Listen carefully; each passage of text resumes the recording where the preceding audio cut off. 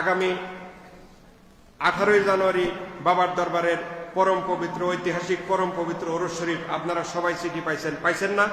চিল্লায় বলেন পাইছেন না? আপনারা ওরস শরীফের তারিখ সবাই জানেন না?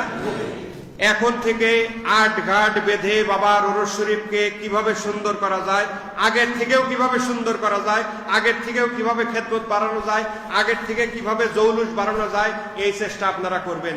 আপনারা এখন যদি মনে করেন যে তৃতীয় গদিনশীন হুজুর পাক উনি দুনিয়াতে নাই, এখন নতুন গদিনশীন আসছেন, আমরা কারে দেখাবো, কার জন্য করব, ভুল। এটা ভুল। এই ব্যাখ্যা খাজা এনায়েতপুরী ইন্তেকালের আগে দিয়ে গেছেন। উনি বলছেন আমি আজিমুসান হুজরাতে থাকবো, আমার মুরিদেরা চতুর্দিকে ঘুরে ঘুরে আমার আর আমি তাকায় তাকায় তাদেরকে দেখবো। মোহতারাম হাজেরিন, যেই মহাত্মা মাজার শরীফে সে মুরিদকে দেখতে পারে, এনায়েতপুরের মুরিদকে দেখতে পারে, সে আফ্রিকা মহাদেশের মুরিদকেও দেখতে পারে, সে সমগ্র বিশ্বের মুরিদকেও দেখতে পারে। শুধু তাই নয়, আলমে বর্জ কবর দেশে তার মুরিদ কোন অবস্থায় আছে সেই পীর খাজা এনায়েতপুরী সেটা দেখতে পারেন। সুবহানাল্লাহ করেন। মোহতারাম হাজেরিন, যাই কিছু করেন, যাই কিছু করছি, যাই কিছু করব, ভালোবাসার মূলে খাজা এনায়েতপুরী, ঠিক কিনা?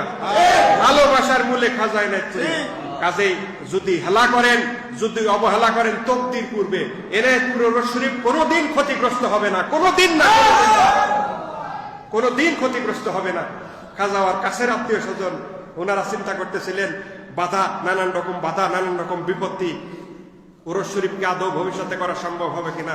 বাবা ভিতরের বাড়ির থেকে বের হয়ে বললেন যে তোমরা কি নিয়ে চিন্তা করো, আল্লাহ আমাকে জানাইছেন এনায়েতপুর ওরস শরীফ তোমরা কেউ যদি না করো, আসমান থেকে ফেরেশতা নাযিল করে এনায়েতপুর ওরস শরীফ করাবেন আল্লাহ।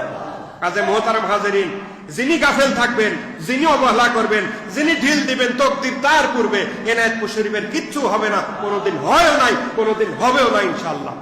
আমরা যারা গাফেল থাকবো, যারা দূরে থাকবো, যারা এটাকে অবহেলা করব, আমরাই ক্ষতিগ্রস্ত হব। আসছি পীরের কদমে তকদির পরিবর্তন করার জন্য।